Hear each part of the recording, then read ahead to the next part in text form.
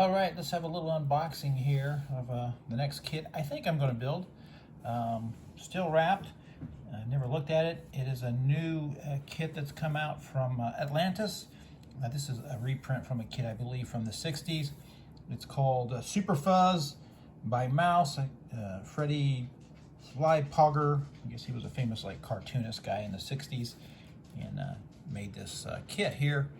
And I'm going to be putting this together. I think kind of shows a police officer kind of as a monster in a brutish way. Of course, it is from the 60s. I don't particularly believe that about police officers, but it just looks like it's going to be a fun kit. And let's open it up and see what's inside. I have never seen this kit before, and I know I'm probably going to make some modifications to it, so let's take a look at it. So I'll use my little X-Acto knife here. Open this sucker up. See what we got.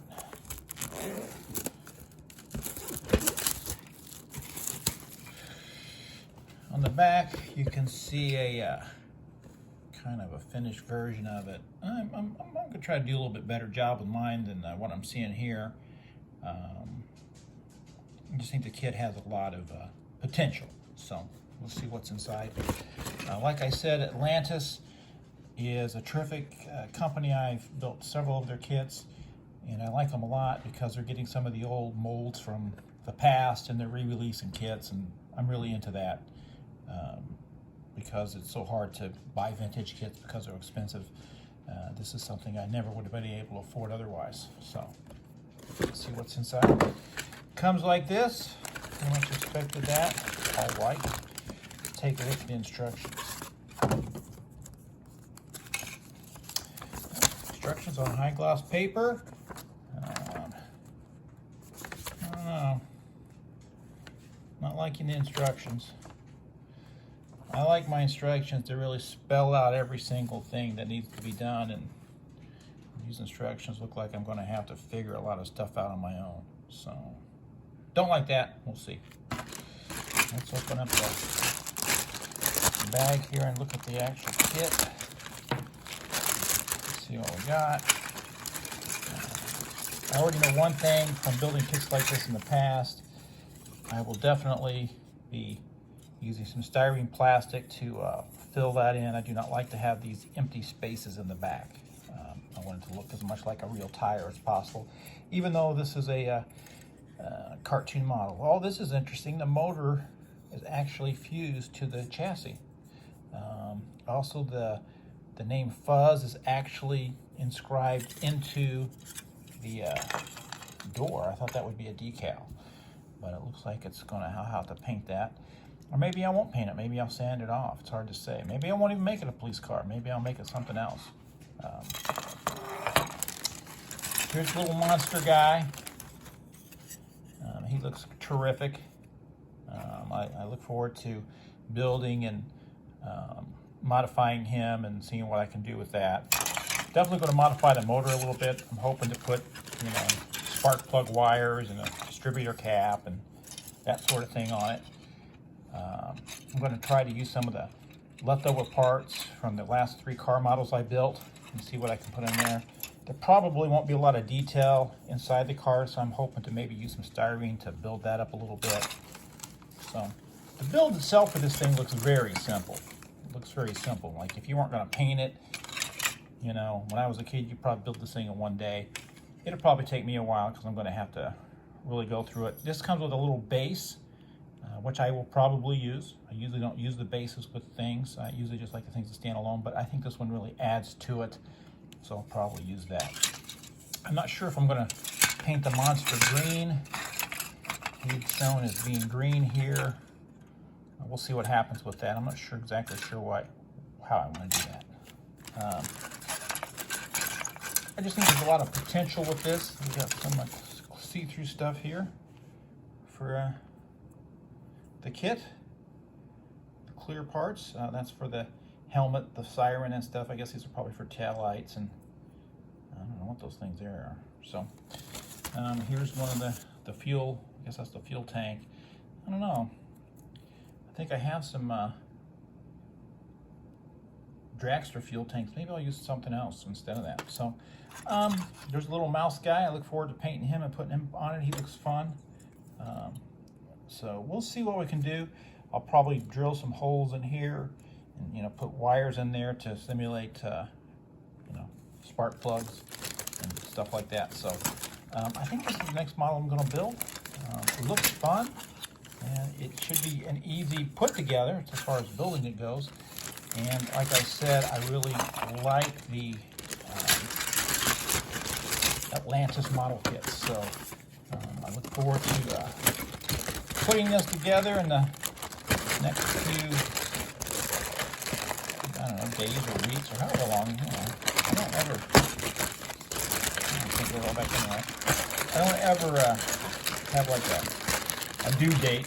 You know, I just do it and see what happens as I start building it. You know, I'll work on it a lot, and then I won't work on it at all. So I think it's going to be a fun kit. And I hope you enjoy seeing me put this thing together. There we go, get the glare off of it. So it looks fun.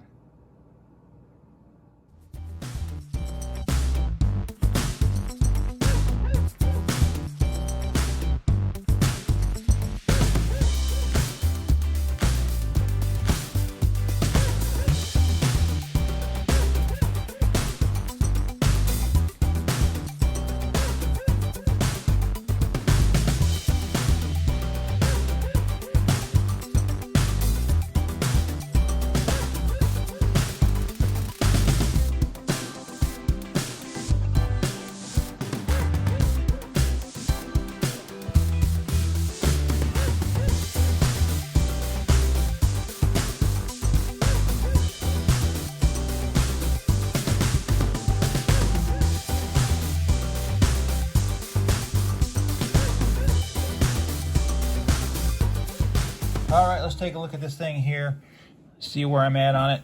Worked on it quite a bit yesterday. It's a fun kit to put together. This Atlantis kit is pretty amazing. Let me show you some of the things I did on it. Like I said, I took the tires that were initially hollow on the back, and I put some styrene on the back, and when I paint that, it just looked better. It just looks better than having hollow wheels. So I did that for the big ones and the little wheels as well, and I fitted them on there, and they fit pretty good. Little things, not a lot of parts to put together. Here's the motor, not the motor, here's the gas tank. I'm going to probably do some more work on that. Need to sand it down a little bit more. I'm going to find some kind of cap to put it on top of there. Steering wheel right there. I might put some more on that. It's kind of designed to look like it's actually broken off. I don't know if I'm going to leave it that way or not. I might. I'm kind of staying with the way the kit comes on this one. I haven't made that many alterations to it. Here's the monster. Still got some sanding to do on him. I can't decide if I'm going to spray paint him or brush paint him. Hard to say. I am going to make him a monster though. Because this is like not a Earth police officer. This is like a monster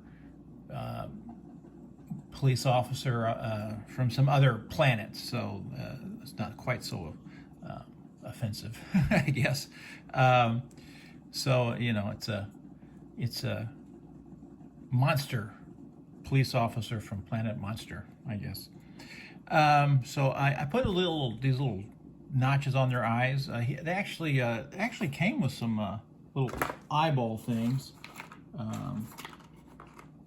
that I didn't notice at the time. Those two little things there in the middle, those are actually for the eyes. So thinking about putting those over top, and we'll see what happens with that. But I like putting those little.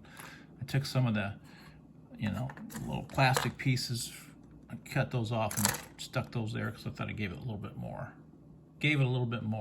Texture to the eyes. So I spray painted inside black so that, you know, would make everything pop.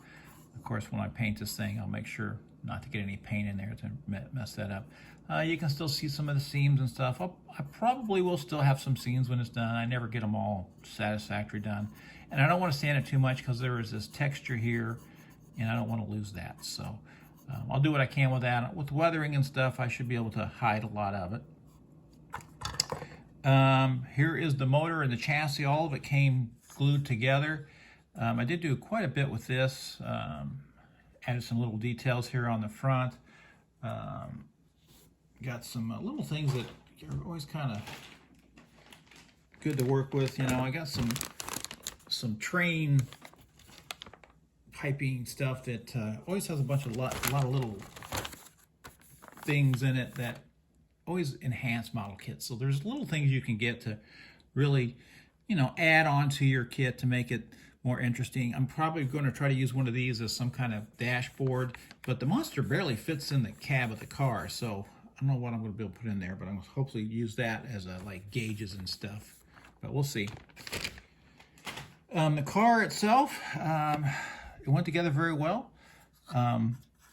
I've added some details here in the front, you know, some bolts and, you know, some kind of detailing behind the pulley system and these things here. Right now, I'm doing a much better job with this than the actual kit that they have on the box. If you look on the kit on the box, that's a pretty lazy build. You know, you got the chassis and the motor are basically spray painted the same color, and they've just, you know, put some silver on a couple of other little places here. And I'm going to do a little bit better job than that, than what they've done. This figure actually does not fit in this car the way that it showed here. I'll show you here in a second.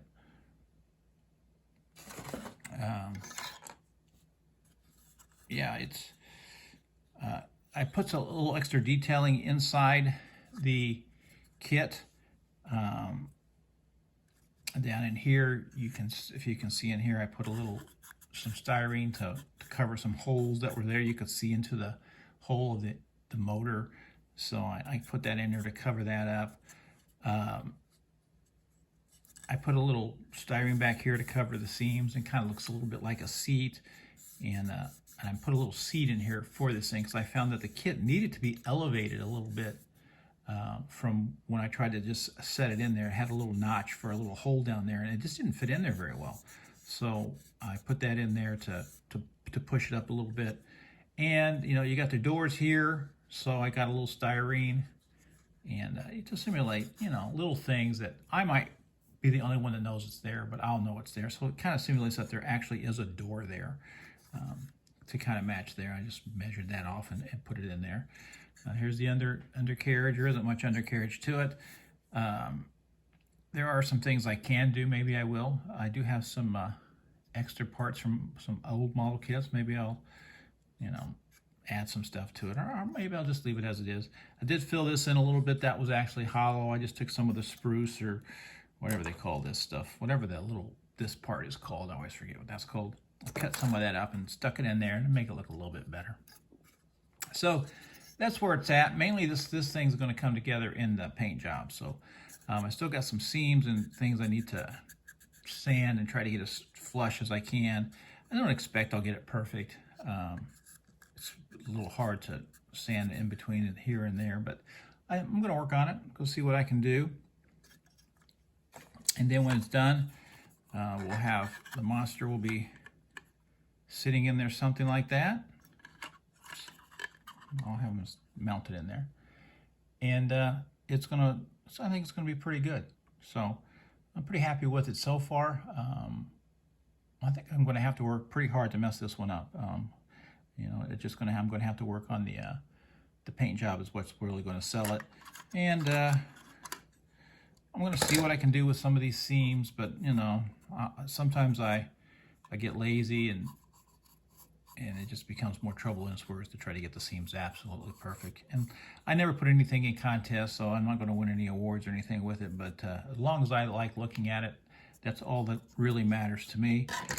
I figure quite a bit more time on it. The paint job's what's really going to sell it, so let's see what happens.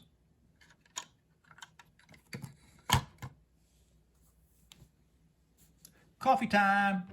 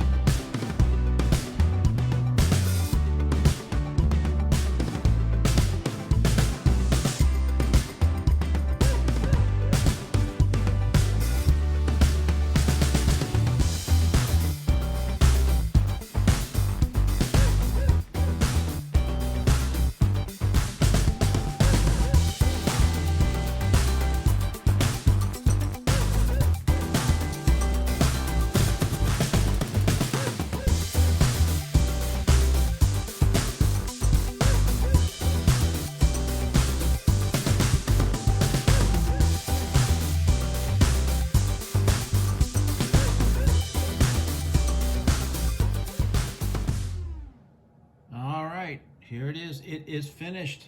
Super Fuzz by Atlantis Models. A lot of fun to put together. Went together pretty easily.